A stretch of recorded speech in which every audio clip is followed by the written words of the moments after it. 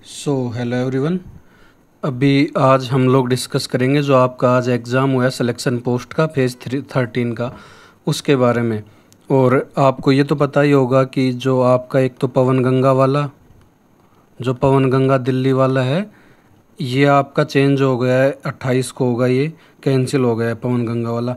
एक जो आपके हुबली के अंदर हुआ था, एड्यूस का इंटरनेशनल करके कोई सेंटर है, उसके अंदर जो हुआ था फर्स्ट शिफ्ट का एक, वो भी कैंसिल हो चुका है, तो उसको भी शिफ्ट कर दिया है। उसकी अभी तक डेट नहीं आई है। और ये पवन गंगा वाला आपका जो 24 को था एग्ज़ाम, वो जिनका आज के दिन पूरा जो भी एग्ज़ाम था वो पूरा का पूरा चेंज हो चुका है। आपका 26 को होगा ये एग्ज़ाम।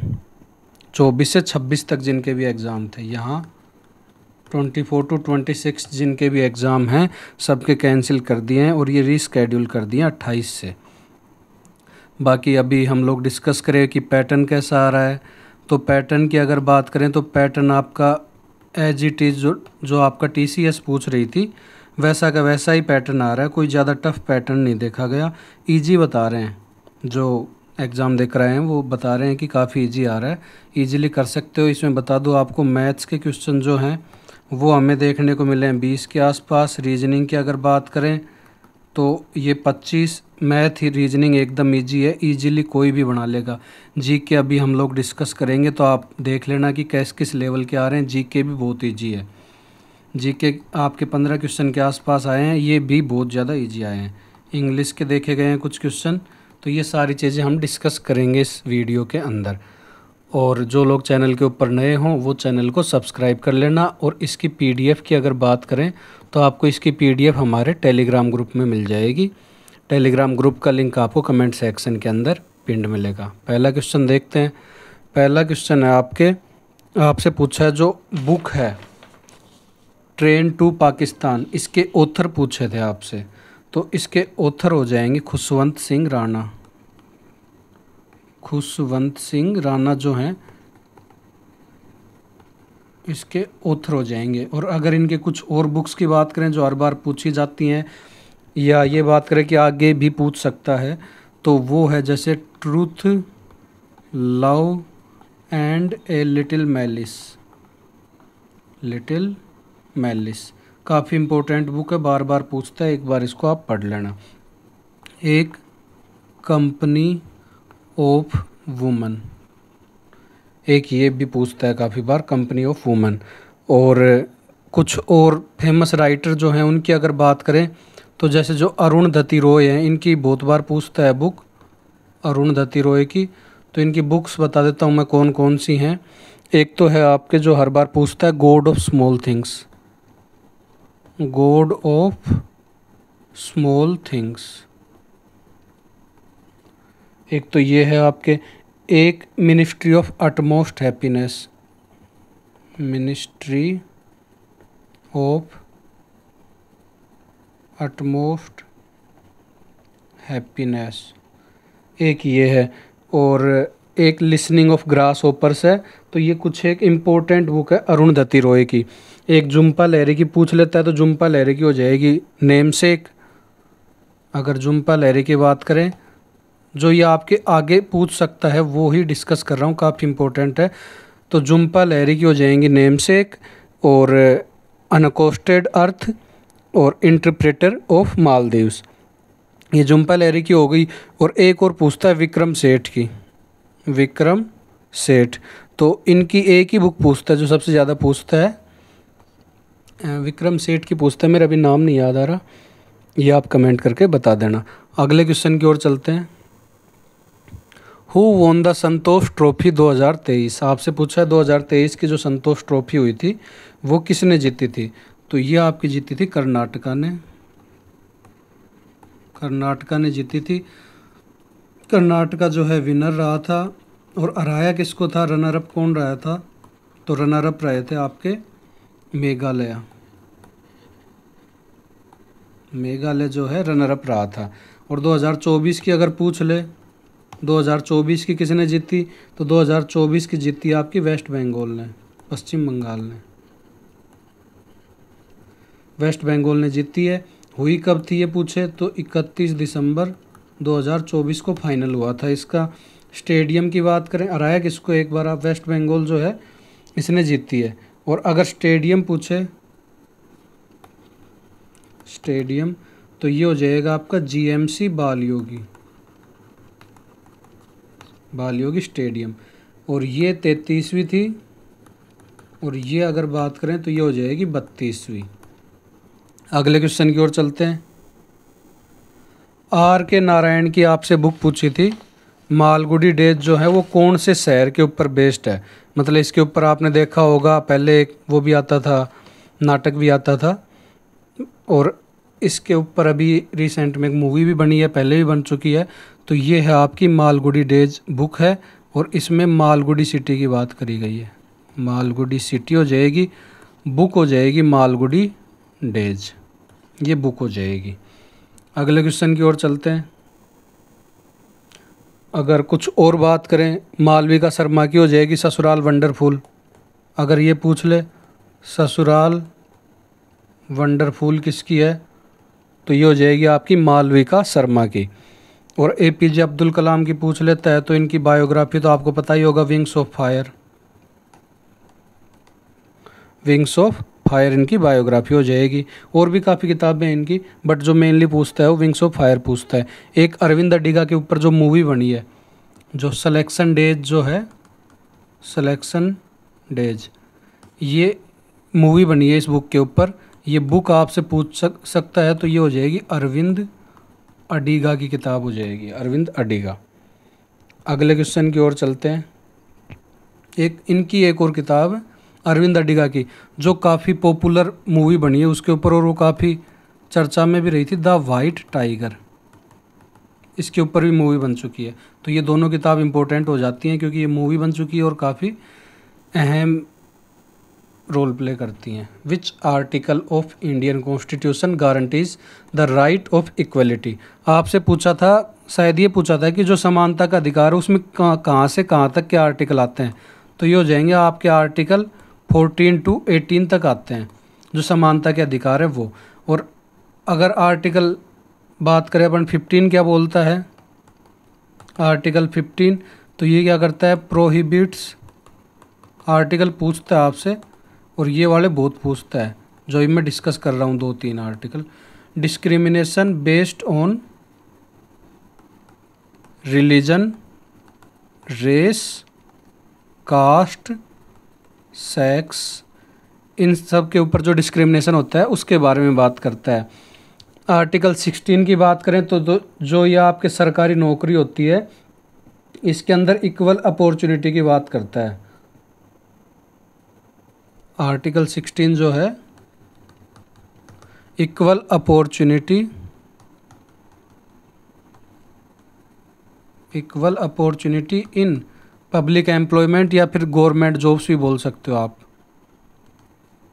Public employment.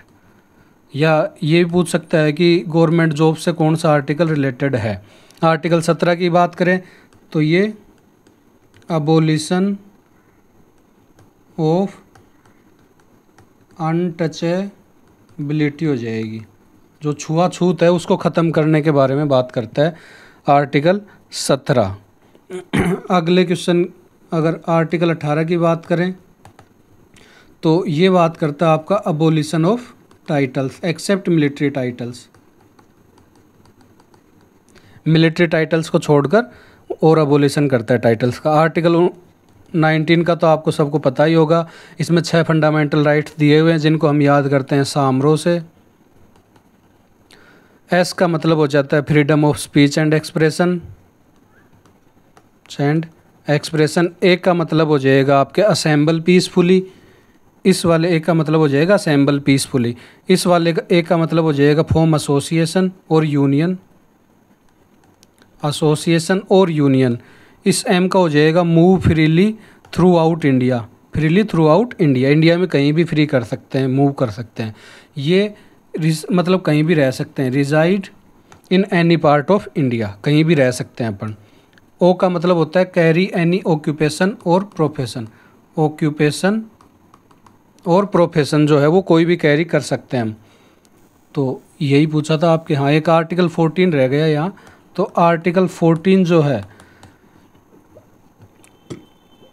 ये बात करता है आपका equal protection of law with in the territory of India, equal protection of law की। अगले क्वेश्चन की ओर चलते हैं। अगला क्वेश्चन आपके प्राइमरी ऑब्जेक्टिव पूछा था स्वच्छ भारत अभियान का, तो स्वच्छ भारत अभियान का तो आप ऑप्शन से कर देते। बाकी अगर इसकी डेट पूछे तो वो जाएगी 2 अक्टूबर 2014 को पीएम मोदी ने शुरू करा था, सबसे पहले आते यही करा था। ऑब्जेक्टिव तो यही है, स्वच्छता रखना, खुले में शौच मुक्त भारत, खुले में शौच मुक्त भारत। अगर इसका मोटो पूछता कि मोटो क्या है, तो मोटो क्या हो जाएगा आपका, एक कदम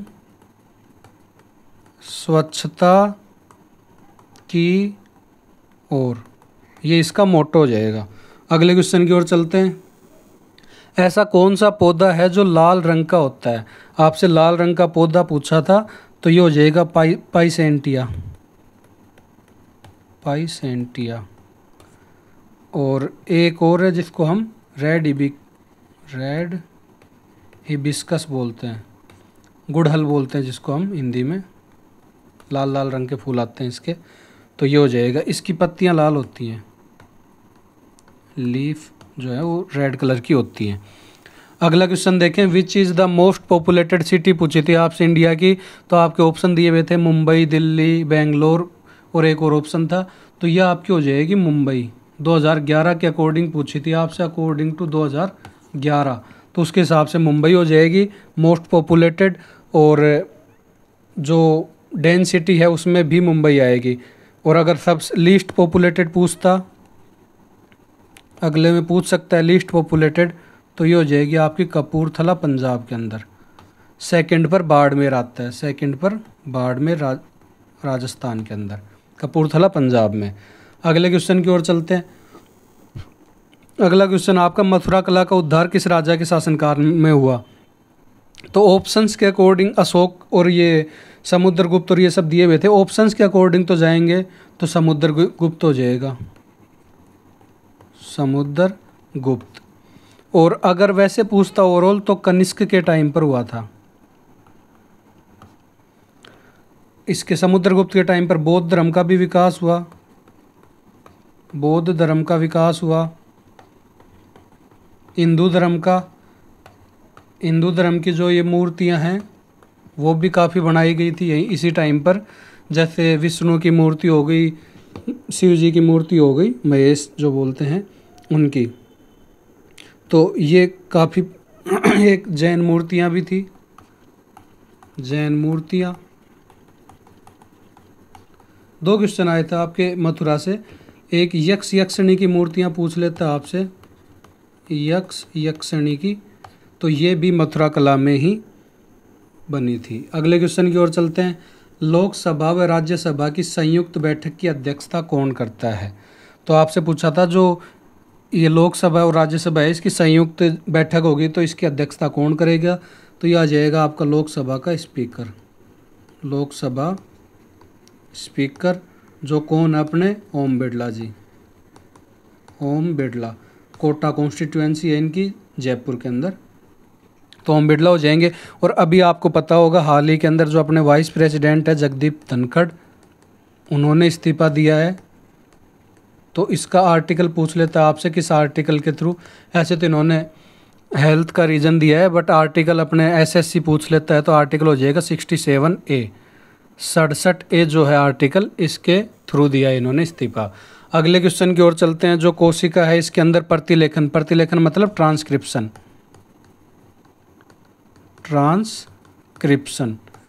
ट्रांसक्रिप्शन की प्रक्रिया जो है किसके द्वारा करी जाती है? तो ये आरएनए करता है आपका, आरएनए की फुल फॉर्म हो जाएगी राइबो न्यूक्लिक एसिड, यही पूछ लेता है आपसे, राइबो न्यूक्लिक एसिड।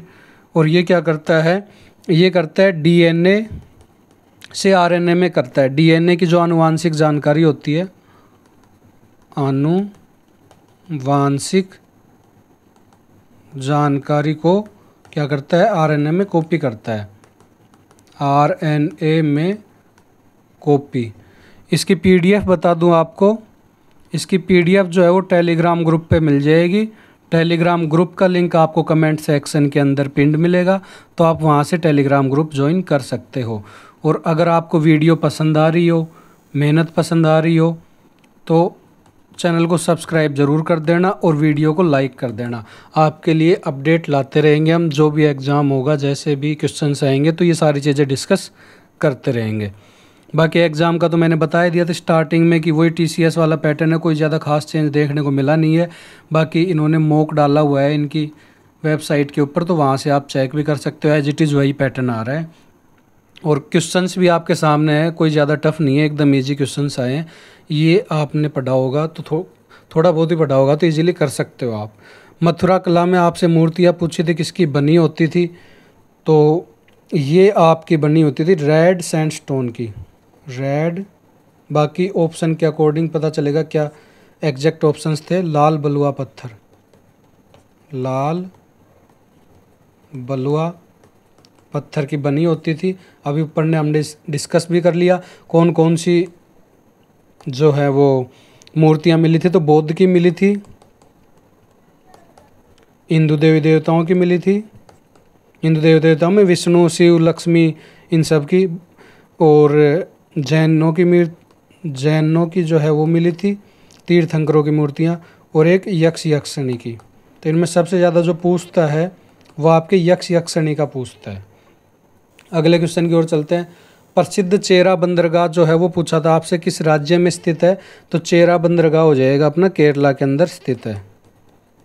कुछ इसी टाइप का क्वेश्चन आया था। एग्जैक्ट जो लैंग्वेज है वो थोड़ी सी इधर उधर हो सकती है, तो इसका आंसर बाकी तो ऑप्शन के अकॉर्डिंग होगा, बट वैसे चेरा बंदरगाह हो जाएगा। अगले क्वेश्चन की बात करें, अगला क्वेश्चन आपके डिस्टेंस और डिस्प्लेसमेंट में अंतर पूछा था, मतलब इनमें क्या डिफरेंस है, किस तरीके से होते हैं। तो जो ये है डिफरेंस डिस्टेंस और डिस्प्लेसमेंट के अंदर, तो इधर लिख लेता हूँ, मैं आपको बता देता हूँ पूरा एक बार। इन दोनों की यूनिट मीटर ही होती है, यूनिट में कंफ्यूज मत होना, जो ऐसा यूनिट है वो दोनों की मीटर ही होती है। तो डिस्टेंस क्या होती है, length of the path travelled, मतलब आप कितना चले हो, पूरी की पूरी डिस्टेंस मापी जाएगी। इधर क्या होगी, शॉर्टेस्ट डिस्टेंस,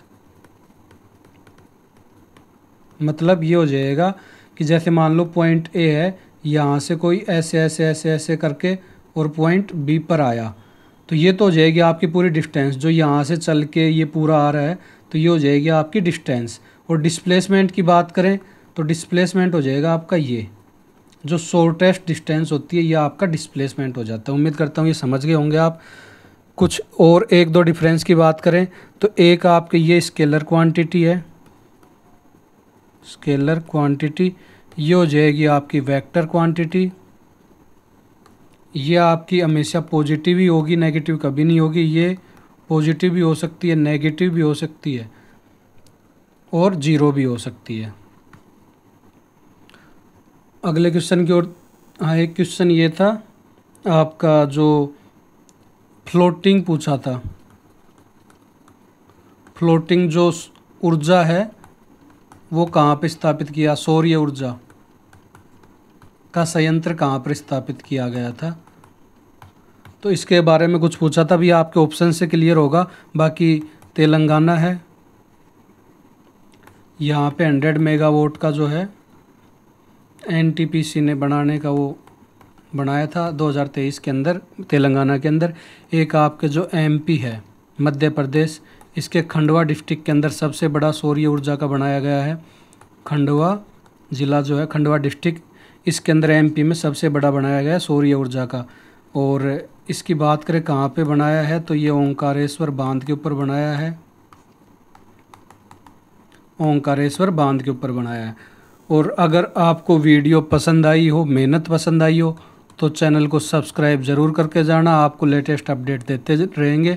वीडियो को लाइक कर देना। और इसकी पीडीएफ की अगर बात करें तो यह आपकी टेलीग्राम ग्रुप में हम डाल देंगे। ये पीडीएफ टेलीग्राम ग्रुप का लिंक आपको कमेंट सेक्शन के अंदर पिन मिलेगा।